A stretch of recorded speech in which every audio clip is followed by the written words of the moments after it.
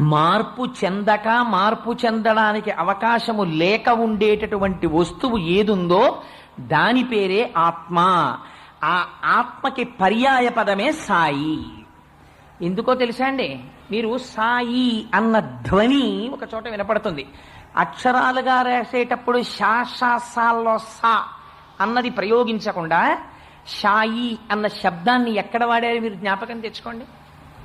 ఊర్ధ్వమూలమధశాయి అంది వేదం. పైకి కిందకి పక్కలకి వ్యాపించినటువంటి కాంతి స్వరూపము ఏదైతే ఉందో దానికి షాయి అని పేరు శబ్దరూపంగా. అందుకని ఇప్పుడు షాయి అంటే ఎవరు? అంతటా వ్యాపించినటువంటి వాడు. ఒకనాడు ఉండి ఒకనాడు లేనివాడు కాడు.